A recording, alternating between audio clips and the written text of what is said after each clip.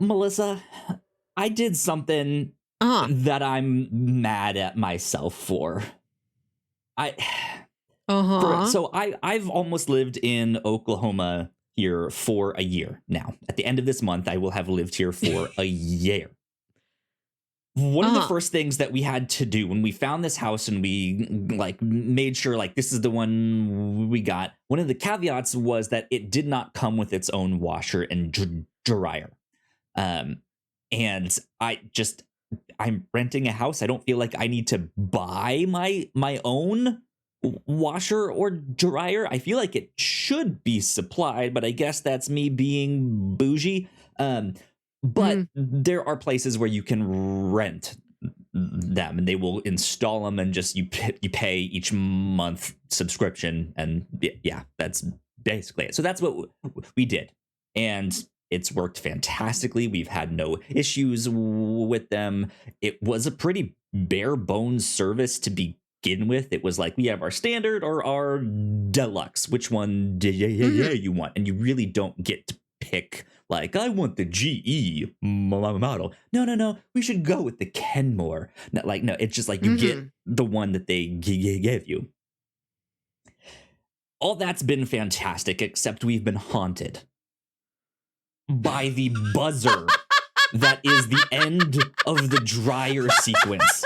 It is so loud, and deafeningly loud. And I've this whole year I've been do I need to ask maintenance if we can install a second door by our garage, so that the little laundry room thing is more soundproof? Can I get some sliding thing? Do I need to buy more of these soundproof panels and make my own makeshift wall? What do I need to do? Because there was nothing on this machine to make it quiet down. Couldn't find it.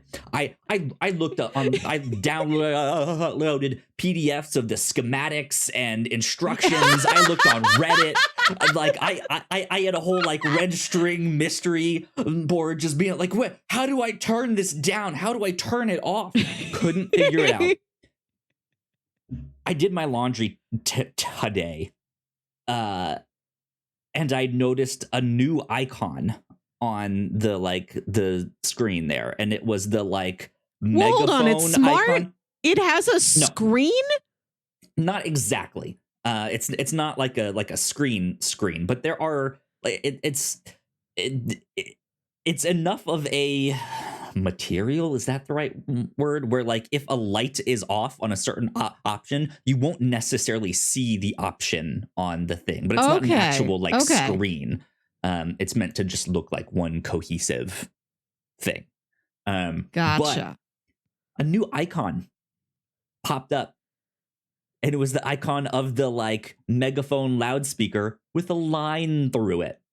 And I was like, are you kidding me? It's had this feature? What? And immediately I saw it. I saw the button. It was there the whole time.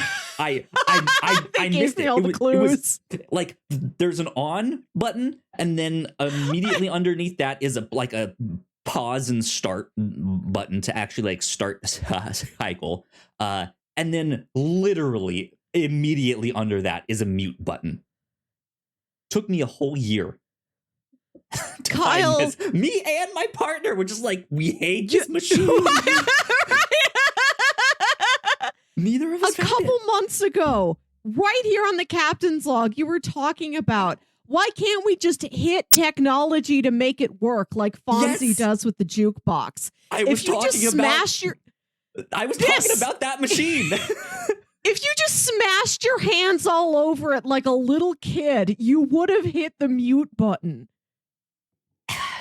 The thing is, I immediately texted my partner and was like, did it just take us a whole year to find this goddamn button? And she said, I guess so. You must have found it last night. It was no, I didn't touch it last night. I saw it already on this morning when I did my thing. So you were the one that hit the button. She goes, I don't remember hitting anything. And I was like, it's literally the button right underneath where you hit play. So you were the last one to use it. So you must have like went to hit the like start button and missed and then just hit the mute button. I like that you refer to it as play. Siri, play dryer. Like the icon is the like triangle and the like 2 rectangles for the pause. So it is a play button, right? It's play and pause, which is so dumb. But I'm so mad at myself. It's literally right there. You described it as deafening. I'm imagining like the beacon they play when like a submarine is going down or something, like an absolute klaxon, just to let you know. Basically. Towels no longer wet. Yeah, absolutely. Absolutely. But ladies and gentlemen, if you guys did not know, this is number 226 of the Whatnauts Captain's Log, where each week we thirst for the taste of legend. My name is Kyle Springer, and I am no longer haunted by my drying machine. Melissa, how's your week been? It's been fine. I've got a candy to eat. Sometimes you show up here with a weird soda. Yeah. Sometimes I also get something, but mostly I don't because like I'm not spending the money and the calories on a Mountain Dew. But I'm a big Reese's fan. Are you into Reese's at all? I like them. I like them a lot. Okay. Peanut butter and chocolate is not my favorite combination. Still love it. Okay. Not my favorite. Okay. So I would prefer other stuff. All right. I'm big Reese's fan from way back. They've been doing these big cups. Okay, so first they did big cup regular. Reese's cup, just those. Big now. Mm-hmm. And then they started putting stuff in it. I don't know what came first, but they put like Reese's Pieces inside the big cup, which is pretty good. I like that one a lot. They've done pretzel. That one in stores too, and the pretzel one, yeah. Pretzel good. Potato chip, like too greasy to really be worth it. Potato chip could use some work. But they've introduced a new one, which is the big cup with Reese's Puffs cereal inside it. I'm like, I gotta have this. I gotta know awesome. if it's got the same texture as Reese's Puffs the cereal straight out of the box. That sounds. And I'm like, awesome. I'm not gonna make delicious. You go to the store, like go to your local Walgreens and buy like one peanut butter cup. Like you can't go puff a single peanut butter cup. I don't think they'll let you do that. So like, this is for me. This is mine only. My voyage to take. It truly is a big cup. Yeah. They mean it. Pretty hefty it's got some size bump for on top. Sure. You can see the pieces inside of there. Oh boy, let's oh my god, there's no chocolate stuck to the bottom of the little brown ruffle wrapper like there usually is. So that's a good sign. Good quality chocolate then. Melissa is taking a bite. That is crispy. In approval. So I like the thing that I like about a Reese's cup is that creamy peanut butter inside, right? How does the texture of the like hard what is again the same flavor, right? Like it's the Reese's Puffs on the inside, but it's like a crispier flavor. How does that change the ratio? First off, it's very generous that you call the inside of a Reese's cup creamy. I mean, yeah, it's not like gooey inside that you can stretch apart like a Twix or right. It is my favorite candy, but even I am like mealy. It is a mealy inside. I didn't get a lot of. I got like maybe one puff in that bite, but it truly is crispy. Like they did it. So we've just discovered a new form of peanut butter. We now have smooth, chunky, and crispy. Right? That's essentially what we have now. Like those like rice. I guess it's not rice for Reese's Puffs, but you know what I mean. How it has that like crispy texture. Interesting. I might have to try one. It should come like that in the jar. We've got smooth and chunky, which is basically like regular M&M, peanut M&M. But everything that comes inside an M&M, like pretzel, a crispy, a caramel, you can put it in a jar of peanut butter too. Oh, sure. Yeah. Yeah. Absolutely. Make your own. I don't Right? know why somebody needs to sell just a jar of straight peanut butter and caramel together. Like, you don't see them That together would be often, interesting. like Bruce Wayne and Batman, but they're really good together. Huh. We've recently started getting those little small tubs of caramel that are used for, like, you dip apples in them, or Yeah. like, yeah, oh, it's so good. It's incredible. But yeah, a good like peanut butter caramel swirl would be awesome. Mm-hmm. That'd be good stuff.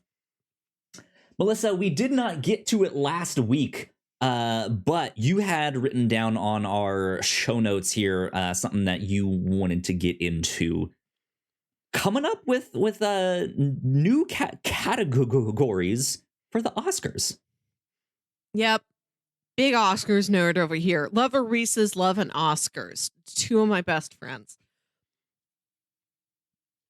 Last week, just before we started recording, I watched a video from Patrick H. Willems, Sure. a movie essayist on YouTube, and he was doing his own award show. He's like, I'm not a big fan of award shows. I'm not an Oscars guy, but I'm going to try and make my own. And so he gives out all his awards. Best movie, best director, best lead, best supporting, best cinematography, et cetera, et cetera. And he invents all these new awards because he's like, it's my show. I can do whatever I want. So he has best needle Best drop. Skin Boy Award for support. What is this? He's got like best needle drop, best fight scene, best movie about a whale, like all sorts of things. It's like, if you could add anything to spice up the Oscars, what do you think it would be? What category should they add? Seriously or silliestly?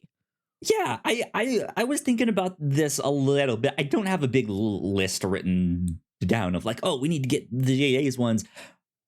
But even as I was thinking about it, I was like, oh, we could do stuff that's like, best kiss, like best on-screen kiss. And this is what I was thinking. I don't think the MTV Movie Awards should dominate the field of best kiss. Other people should have it too. Like, I immediately, like, I don't think that's necessarily a bad idea, but immediately my mind was like, oh, but now it's just the Teen Choice Awards. Don't let teens vote on it then. I don't think there are teens in the Academy voting body. And the award from most hated by teens goes to... No, I want to see, like, what does Martin Scorsese think is the best kiss?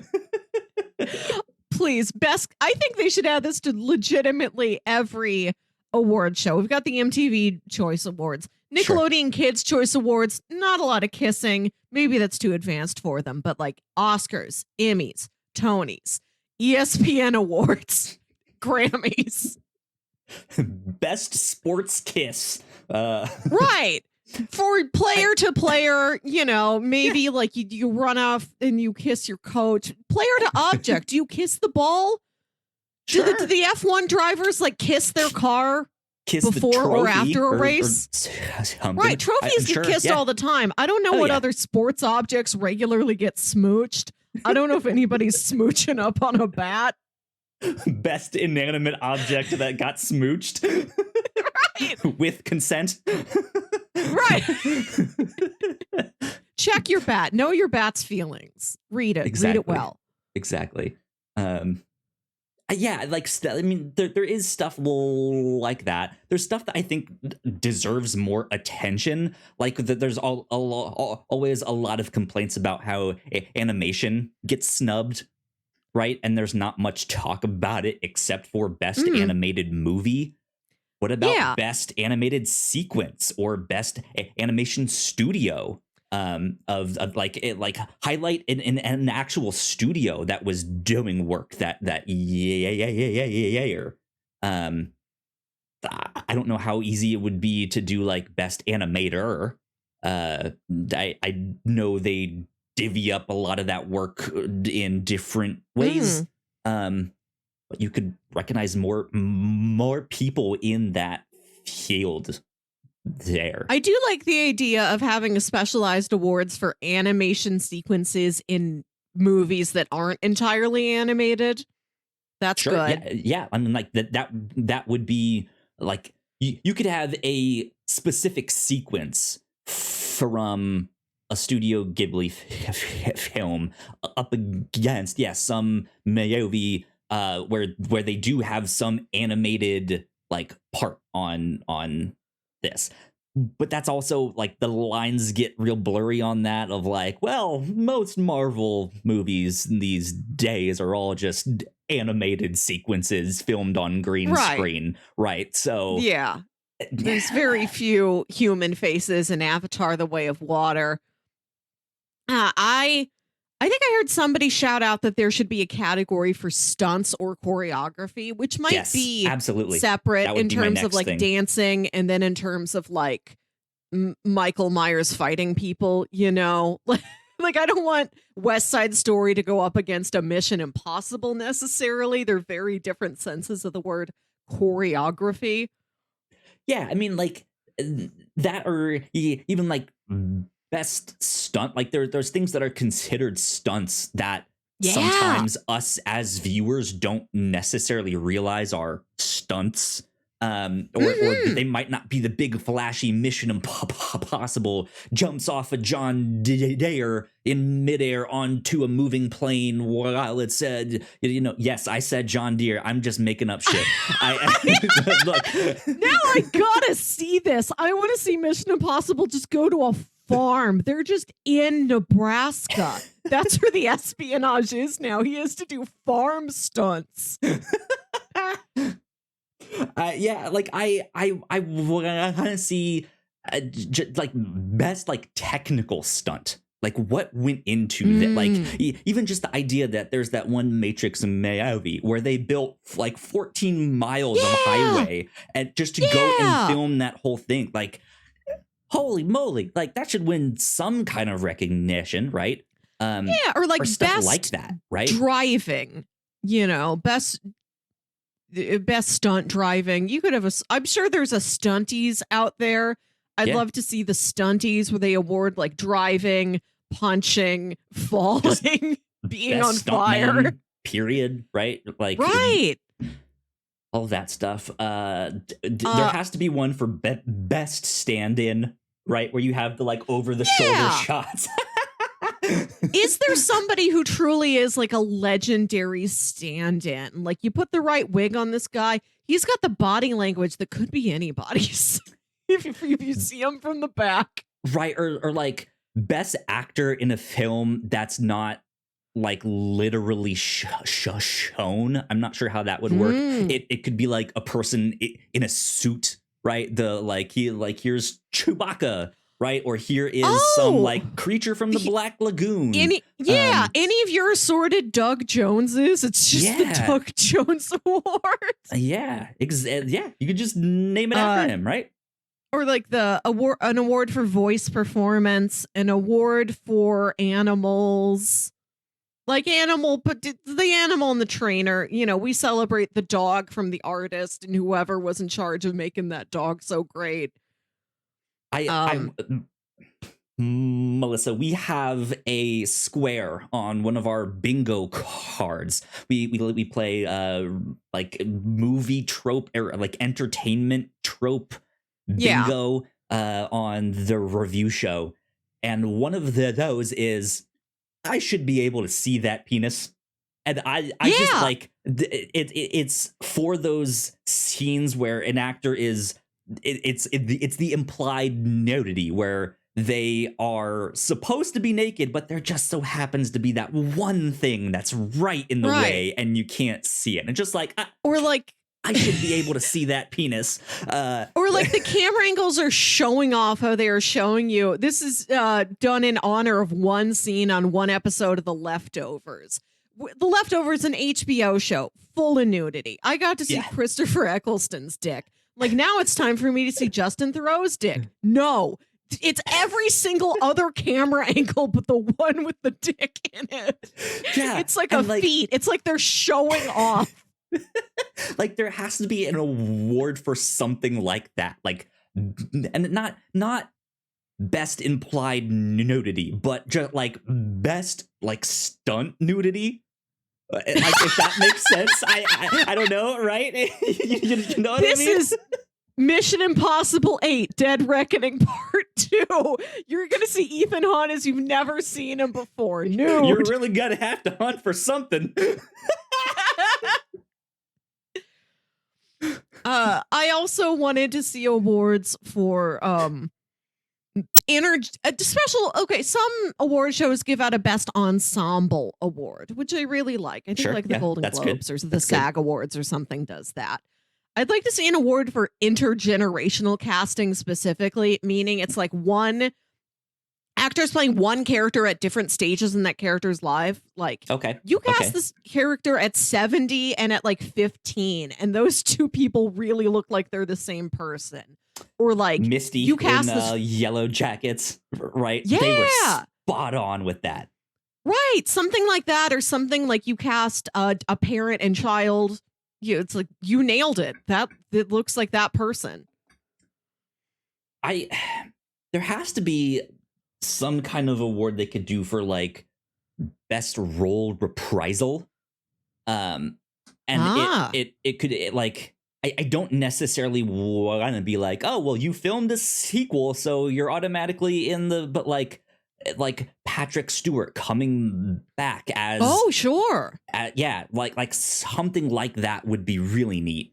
They do an award for best adapted screenplay, and that's anything that's like adapted from a book or a play or a previous movie. So like Knives Out, Glass Onion, a Knives Out mystery. Any sequel gets categorized under adapted screenplay. You could do best adapted performance if you're like, well, you know, in the third one, we really got to shout out Al Pacino as Michael Corleone. Exactly. You've just still been at it. Great job, Al. Yeah. Because I mean that also, it like there is work that goes into being with a character that long, or being away from a character returning, for that long and returning to it. Yeah. Just to see how that character has changed or evolved and how it struck a new chord with audiences. Could also be stuff like best like sound effect. I know they do sound design, but like specific sound effect. Like, oh man, that fart noise was great. Right, like best fart. I want to see best opening or end credits sequence, best title or credit sequence. I think when you see one done really well, it really wows you.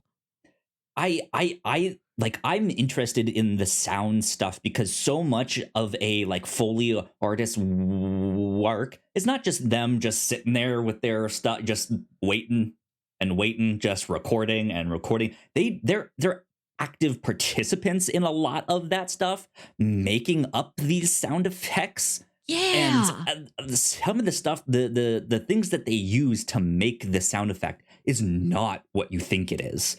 Or what you expect it to be, and I would love to like have that exposed a little bit more, right? Just like, how did they make that sound effect?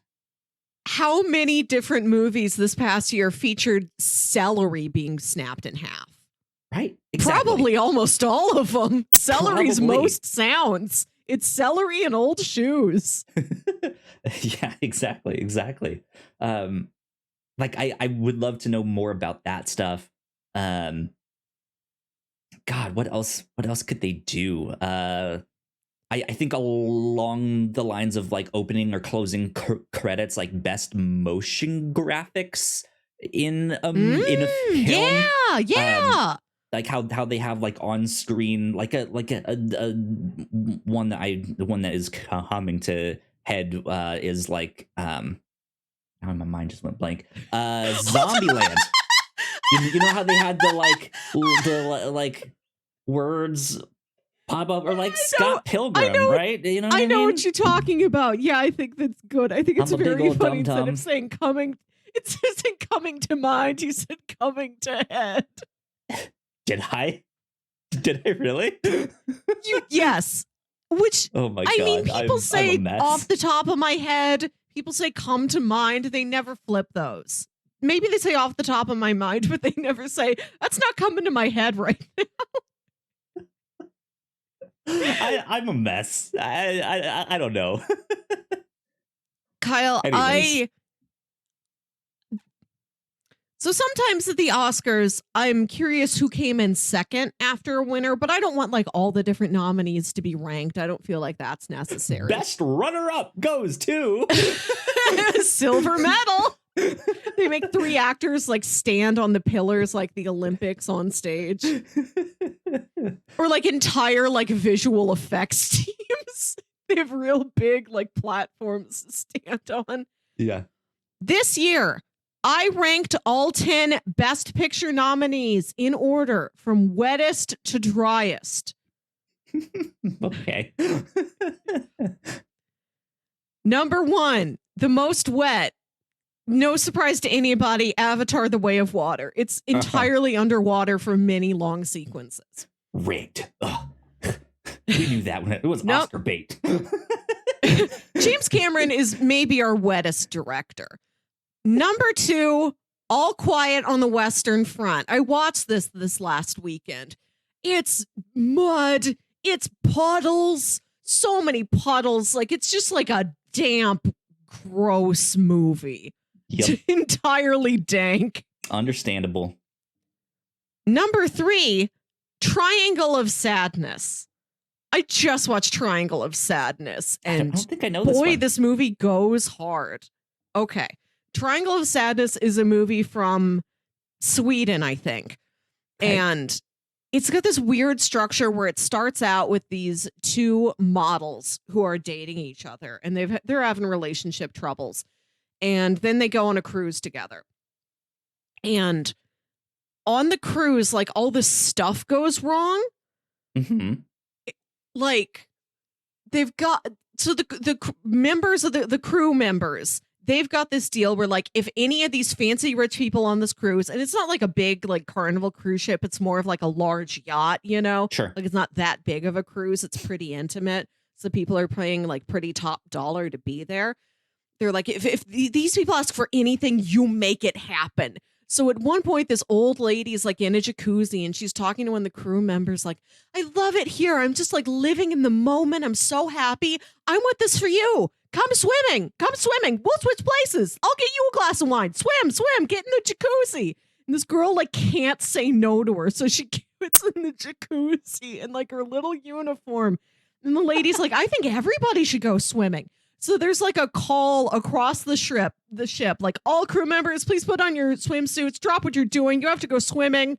It's swim time, crew swim time.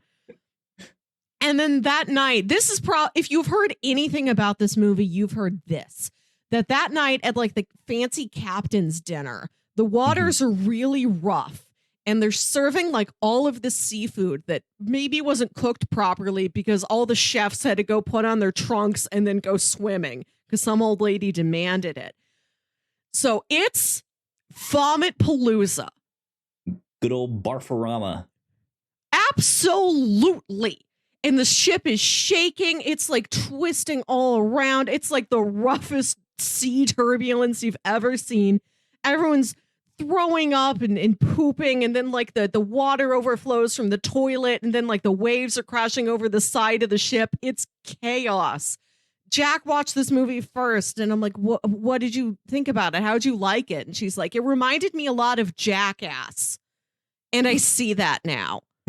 Interesting. It just devolves into like full Jackass. There's like heavy metal music playing while some old lady like spins wet across the floor vomiting while the ship tosses in the turbulence. I've never seen such a thing before. I'll never see it since. And then they get shipwrecked. Good God. And then it's like island survival. This movie's so many things. And it is the number 3 most wet. Okay. Number 4, Elvis. Not a lot of literal water, but a sweaty movie. Yeah. Damp. Number 5, The Banshees of Inisherin. It just sort of feels like, that's just sort of like a wet climate. Imagine it's like mostly drizzly a lot up there. Yeah. Banshees. Number 6, a movie I haven't seen. I'm only guessing. I put Women Talking at number 6 because I have seen a couple trailers and it seems like there's scenes in that movie that take place at dawn when there's like dew all over the ground. So I figured it was like a 6 wet. Number 7, Top Gun. Relatively dry, but they go play like the beach volleyball. They're sweating. Number 8 is Tar. Yeah. Right. Oh, snow also. I didn't factor in snow to the wet. I forgot snow is just wet but cold.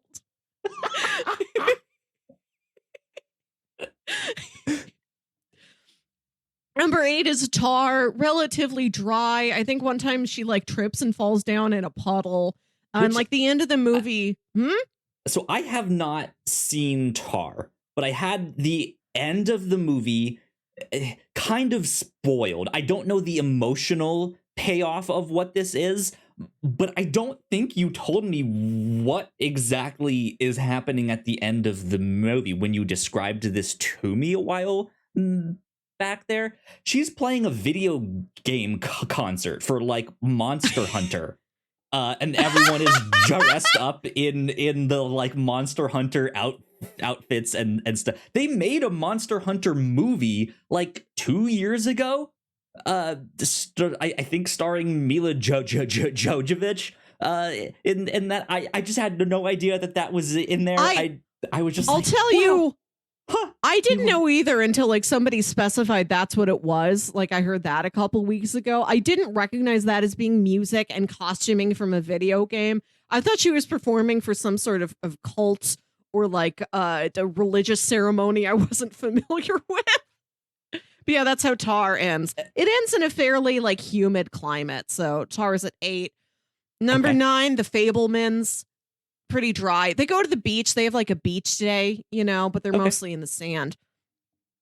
And number 10, Everything Everywhere All at Once. Not very wet. I put it as the most dry. I usually don't want my bagels wet. Right. A bagel's dry. IRS paperwork, dry. Laundry, dry. That scene with the rocks, very dry and dry, arid. Yes. Now, these rankings of wet and dry have nothing to do with quality. When that one fight scene, when they had to get on the thing, they went on dry. Dry! Yes!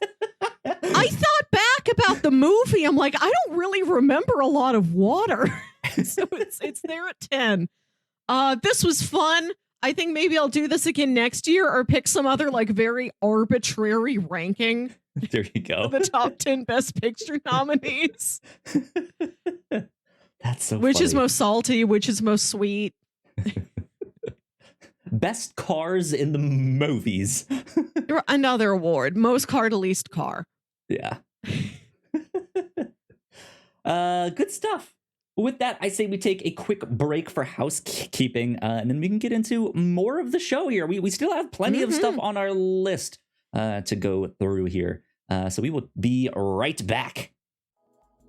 Here at the Whatnauts, we make multiple different shows, and a lot of hard work goes into making them, so we would love it if you check them all out. If you enjoy our shows, patreon.com/thewhatnauts is the best place to show your support. For just $1 a month, you can get early access to episodes, and at our $3 tier, a Patreon exclusive podcast, The Pilots Club. You can even get a shout out and thank you on most of our shows at the $5 tier. And if you're one of our patrons already, thank you so much. It means the world to us.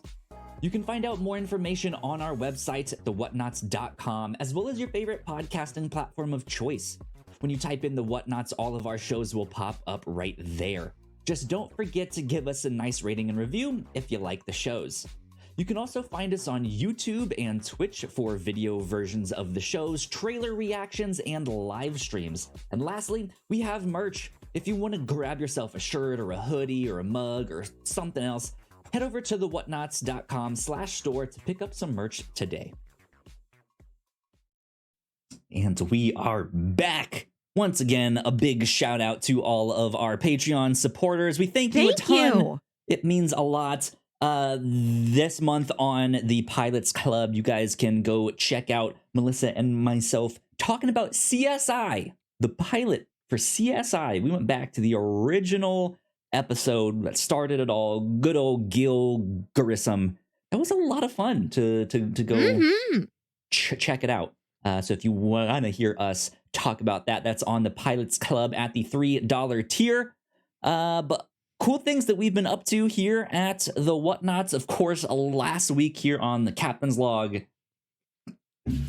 I found out good old Perry Mason was in fact a lie. He's not a real person like I thought he was. Mind blown. That was an experience. And then over on the review show, a movie that I described as nonstop, Michael Clayton.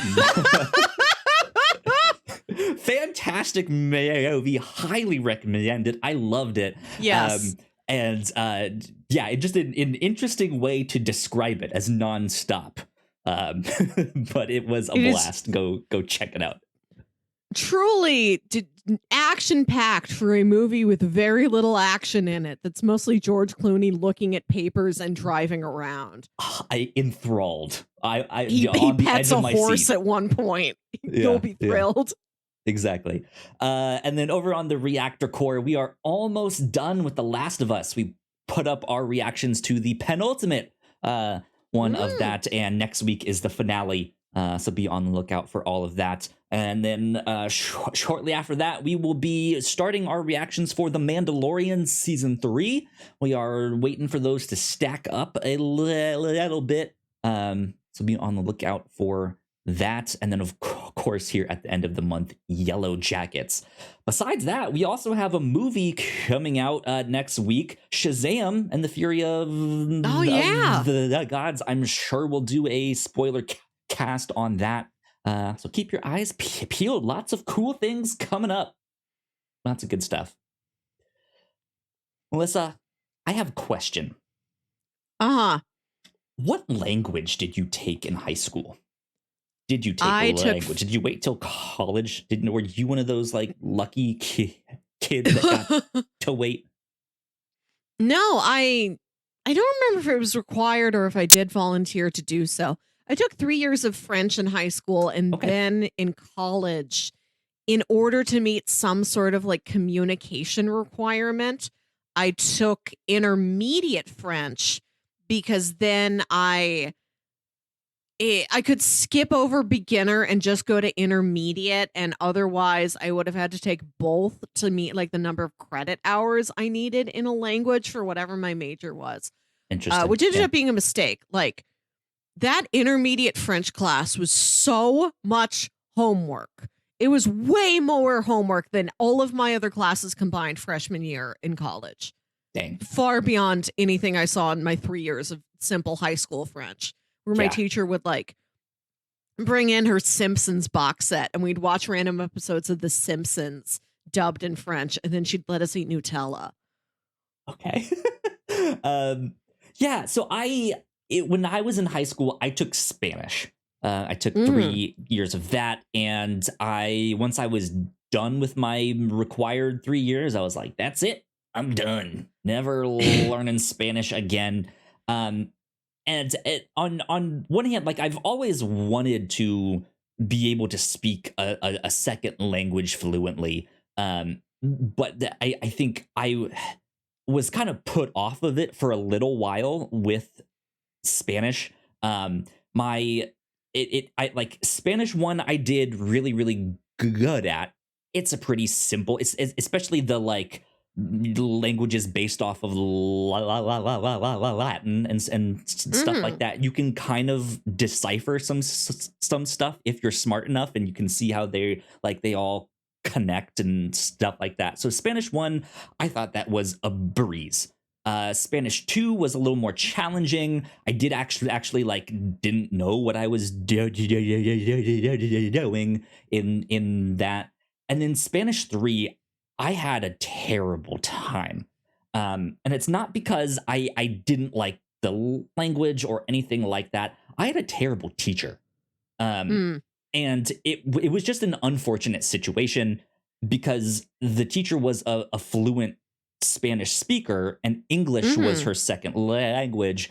Ah. But she didn't know English very well. Like she was like mostly fluent in Spanish, but only spoke a little bit of English. And I can understand that for like more advanced courses, right?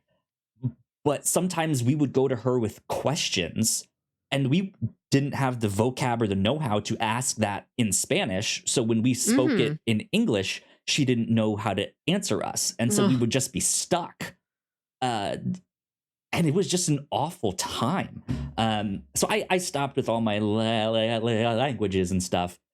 But just kind of randomly, 2 weeks ago, I was like, you know what? I want to learn a little language. And so I started learning the language. I'm learning Korean. Yeah, I was like, why not?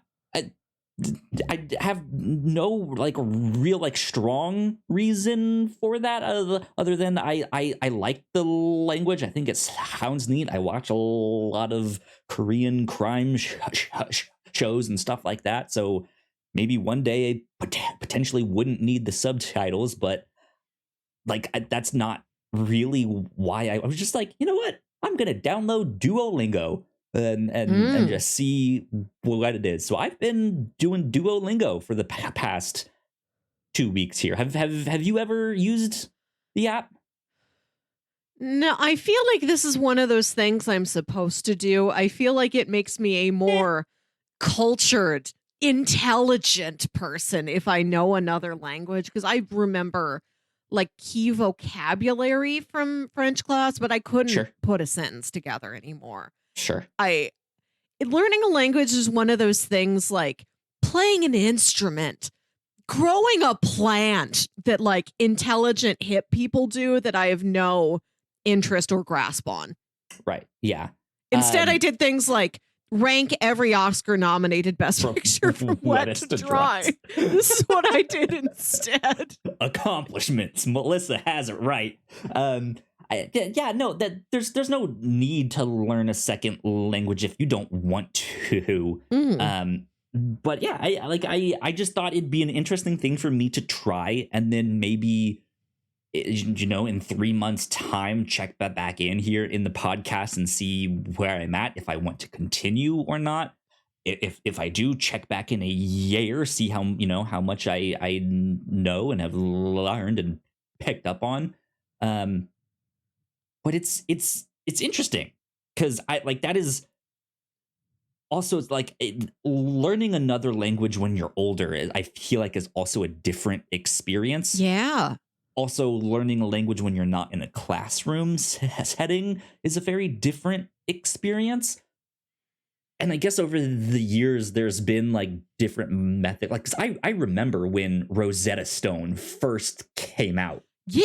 You remember that? Yeah. Big time. Like, yeah, all of that. Like, I remember when it was like, hey, you can now get software to teach yourself a language. And that was kind of cool. That was neat. But then other like styles of learning a language came about. It's like, well, it's not just about like learning to conjugate verbs and then learning vocabulary and then learning basic sentence structure. Sometimes it might be best to learn like a baby does, like learn like a child does. Start with the word mom and dad, right? And go from there. How would a baby learn? And like, that makes sense too. Like, I don't know how effective it is, but well, tell me, how do you say mom and dad in Korean? That I don't know. So 2 weeks in, you haven't learned mom and dad?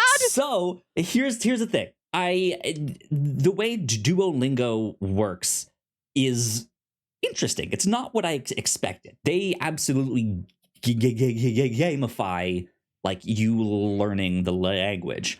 So right now with me learning Korean, I'm trying to like learn the alphabet and the sounds that they make. So I'm like, it's more like a mental preparation of just like, this is how you read and sound things out.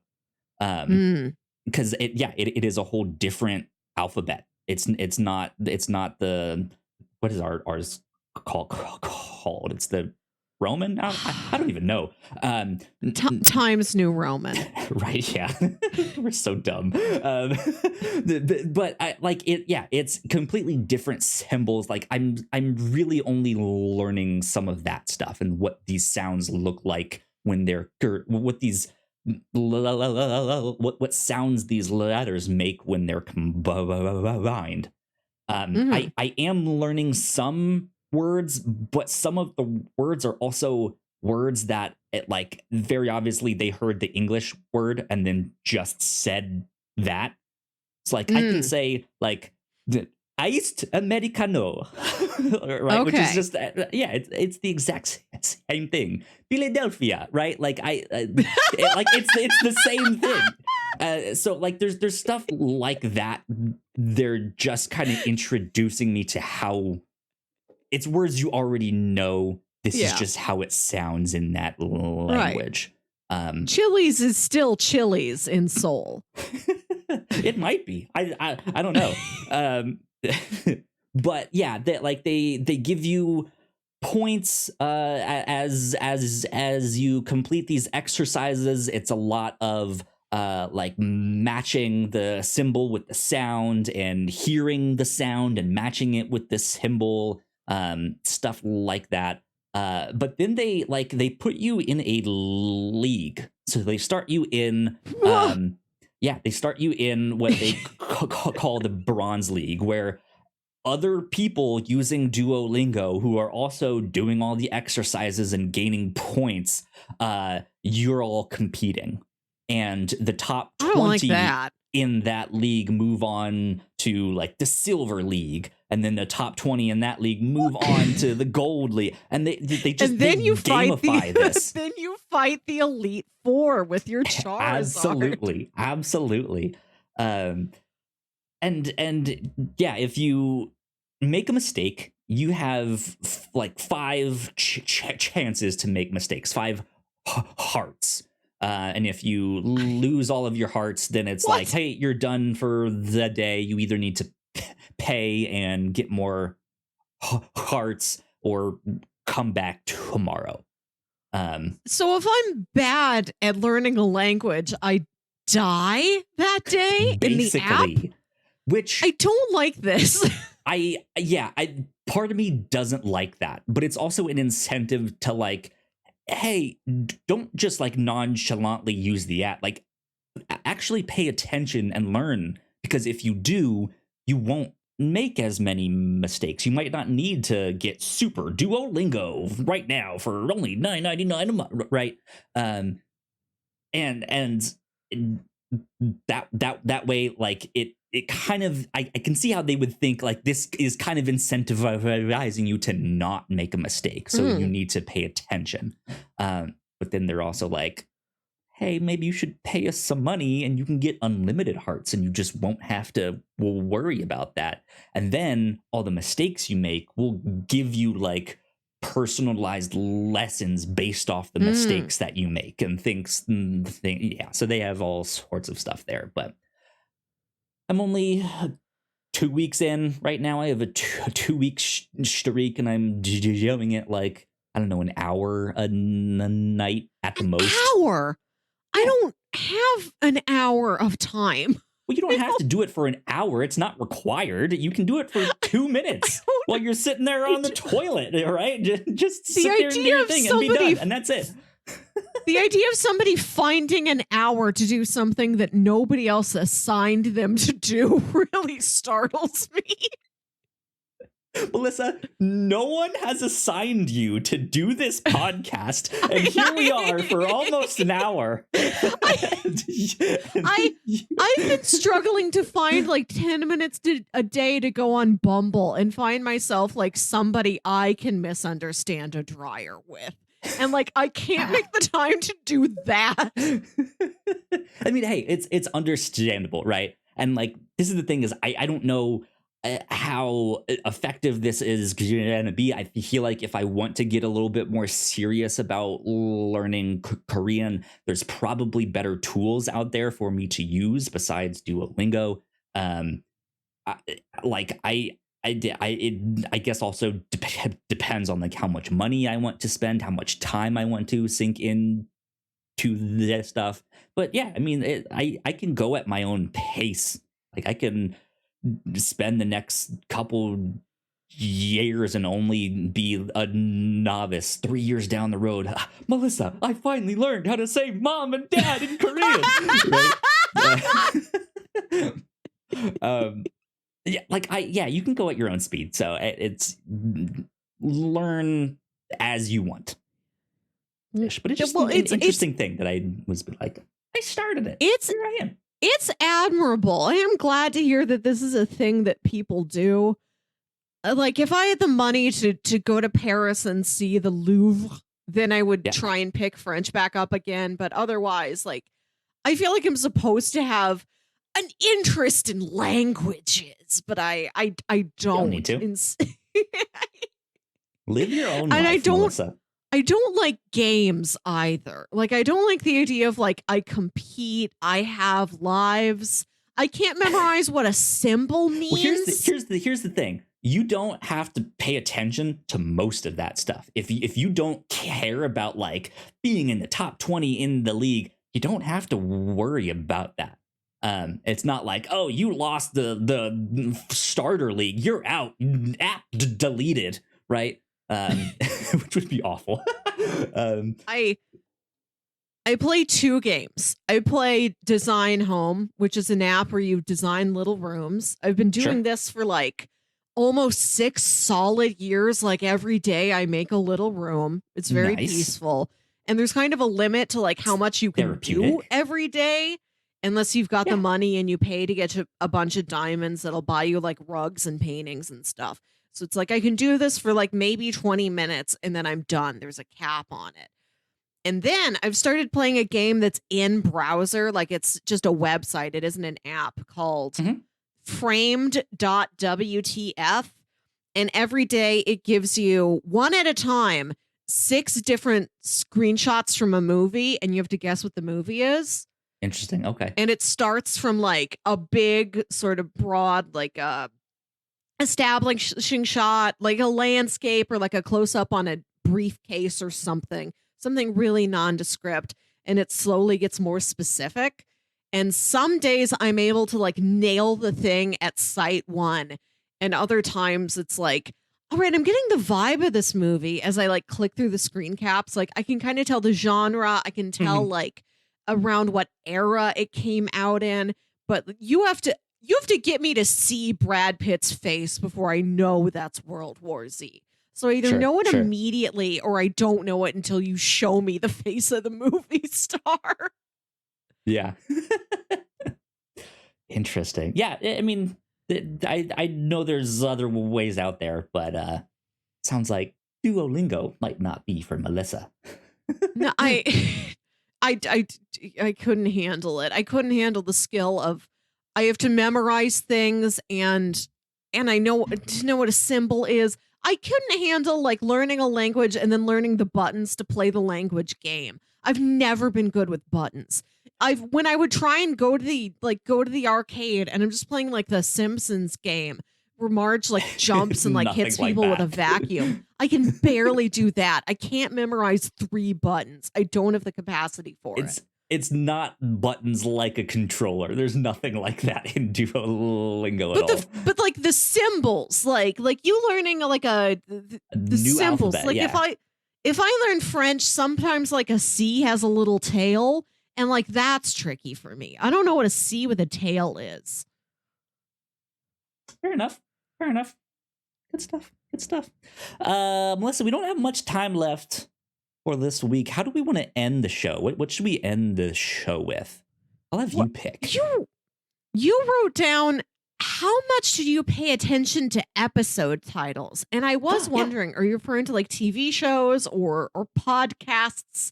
Because I name these, and I do put quite an effort into picking the ideal Captain's Log episode name. So I meant television. I should have specified that because I was very vague with that. But yeah, I started a new show today, and I just happened to notice that it's it titles its episodes. And recently, a lot of the shows I've been watching have just been titled like the episode number, like episode 1, episode 3, episode 5. I've heard, I've heard of numbers. Yeah, and I'm okay with it if they don't put an effort into naming it. Like on streaming services, I often don't pay attention just because I'm binging and just go straight into the next thing. But I feel like this used to be a bigger deal. And I liked that this show had episode titles, and it was like an ominous one. It was like A Stranger Comes to Town. And I was like, oh, okay, I like this. Like, so I was just curious as to like on a television show you're watching, how much is it important to you to know what the titles of every episode are if they have them? It depends. It used to be I can still remember like a ton of different Lost episode titles. We just passed the anniversary of The Constant being on TV. See, the finest. I'd love to address it as The Constant and not like season 4, episode 7 or whatever it is. Oh, you know what I don't like? When they do just like the episode 609 and it's like season 6 episode, and it's like, it's not episode 609. Don't lie. It's 6.09, 6-09. I listened to a Fringe recap podcast that came out pretty regularly for a while. When we started covering Fringe on the review show, I'm like, let me see if there's any good Fringe podcasts. And I did find one. Then it's been on hiatus for a while. They haven't released an episode in a couple months. And they just came back. And I don't remember what these episode titles mean anymore. Like, I will remember the episode titles for like my favorite ones. But everything else, every like case of the week thing, it's like, I don't know what that is, especially the really abstract ones that are like echoes or something like that. Just like this one word, very vague. Yeah, like it's a thematic word. Like, are they literally stuck in a cave and just yelling and there's echoes, or is this like some like echoes of the past, right? Like, right. Who knows what? If I love the episode, I know it exactly. But if I don't, I don't. What's weird is that so Mr. Robot had episode titles that were like computer terms, or they're in like, not leet speak, but Hello, they're named like exe. Yeah. Right. They're named like computer files. And I don't remember a lot of the computer file names, but I remember like number by number season 4. Like season 4, episode 4 is one of my favorites. 404, 405, 406, 407, 407, too rough. I skip it, come back at 408. Like, I can tell you number by number season 4 of Mr. Robot and no other season of no other show. Interesting. I kind of want episode titles to be important again. Yes. Like, I think that'd be really, really cool, especially in a like day and age where the like YouTube video Easter egg breakdown is so big. It's so popular. I think creators putting an effort into what they name like the episode titles is really neat. Yeah. On the other hand, we also did just watch a movie entitled Michael Clayton, right? Like, I'm not a big fan of things, right? Like, I'm not a big fan of media just being titled like the most basic thing that it, like a name. It's not necessarily my favorite just because it feels boring. Right. Even if it's accurate, even what if does it this works new Top as a Gun title, movie have? Maverick? Well, I could have guessed that. Yeah, right? Yeah, but like even that, the title Top Gun is a much more creative title than just Maverick. If Plane. The whole Top Gun, yeah. You either need to go Which really is a real specific movie. That's or a real movie. extremely broad. Extremely broad. Just call it Plane. There is a movie that's I think I like know out Plane. now called Plane. We've talked about Plane. I think that is the worst title in the world. I No. hate it. It's so bad. I love that it is so extremely blunt and not subtle. Like if it was called, like there's a movie called Flight. Fine, whatever. I don't care or have much of a reaction to a movie called like Red Flight. Eye. There was a movie called Red Eye, which is even a more creative name than that. Right, but the fact that He it's also like gets we're not even stabbed going in to the eye too. So he has a red eye. Okay, the fact that Plane is not even trying to be creative. It's like the movie doesn't even take that place on a plane that much. They're on plane crash, then they're on island and they go back to plane.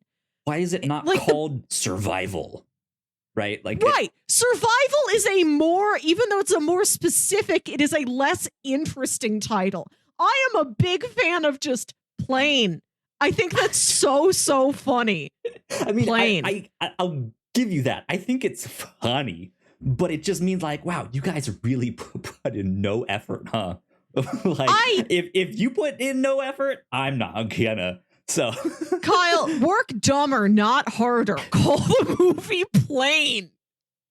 I want to apply this to podcast, right? I want to apply this to other movies, like Drive is a good name for the movie Drive, but what if Drive was just called Car? So there is, I will say, as much as I'm just like, I don't like the name Plane, there is what if the movie Gladiator was just called Fight? It'd be a great like spoof title. Like I like them for like spoof stuff, right? Like it's great for stuff like that. But there is value in being very, very plain, but with your title, right? In the sense that it is clear, right? In the sense that it like it's very obvious what this is, what it's about, which is what we did here at the Whatnauts, the review show. Yeah. What do you think we do on that show? We do review. Well, that's the thing. I always like to say what we did wasn't necessarily reviews. Like we're not really being like, okay, here's our review of the movie. Like we like to talk a bit about it and be like, oh, this scene was neat. What was your favorite scene? We get way to that side of stuff, and then we go into more like, what did you think this one scene meant when he said this line? Like we do have the deeper discussions on certain things, but the review show just very clearly signals like I barely have to explain what it is that we do. We review things on it. Sure, cool, great. It's a book club style podcast. Like they're like it's just it works. It fits. But yeah. Like I understand both sides of the coin. Now I'm looking at this list of Oscar nominees and I'm like, what if I had to retitle them in the style of Plane? So Avatar, that's just called Blue Family. All Quiet on the Western Front, Mud War. Triangle of Sadness, Vomit Boat. Elvis, Hot Singer. Come see Hot Singer. Baz Luhrmann's Elvis. Hot Singer. Just stays the same. Banshees of Inisherin is just called Not Friends Anymore. It's just called Enemies. Women Talking, that is it. Women Talking is the highbrow equivalent to Plane. But like even that is a more interesting title than just an inanimate object. Like this is like people doing something, women talking. Okay, what? I'm not sure if that's like a political thing, if that's just like it's a movie about them just having a conversation, right? Plane could have been called Plane Crashing. You're not going to get me off Plane. I'm not going to listen to any other points you make. I'll listen, but I won't take it in. Here we go. best movie title for Yes! like best title for an award would be a great one. Plane, I think, would absolutely win. I would vote for Plane just because I don't like it. Yeah, just because like it's so dumb. They win. I vote. Cast. I think it's perfect the way it is. I don't know a single thing about Plane. Haven't seen Plane. I read one article about Plane. I saw the trailer a couple times. If you saw the trailer, I feel like that's all you need to know. Yeah, mostly that. I think it's funny that the font is very close to the Lost font, and it's also just a single blunt one-word title. Lost. No, Echoes. Remember that show Numbers, where he solved crimes using numbers. Remember Bones, where she solved crimes using bones. But even that, like it's not a show called Detective. This I gotta see. Right? What's like Bones or Numbers is a creative and specific title to that creative work, right? Like I want procedurals to be titled like they are Dharma Initiative foodstuffs. Tune in at CBS. They already are. Crime Scene Investigation, CSI. No, but simply more blunt. They need. It's like tune in CBS 7:00 Thursdays for Lawyer, followed by Doctor. Big all caps 72 font Arial font. And stay tuned after the show for recap. News is just news. Why aren't other shows like news? Oh man. All right, I say we wrap things up there. That's enough of podcast. Podcast over. Good stuff.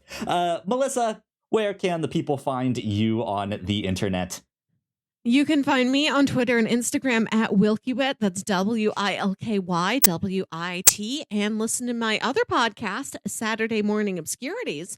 Great Join title. me and my brother Jams talk about this one we were originally just going to do a podcast all about the show Ulysses 31, and we're like, no, we needed to be about other Saturday morning obscurities, like cartoons you forgot or never knew even happened. So like we sort of walked ourselves into this one. It is what it is. Listen to us there. Yeah. Thank you. Good stuff.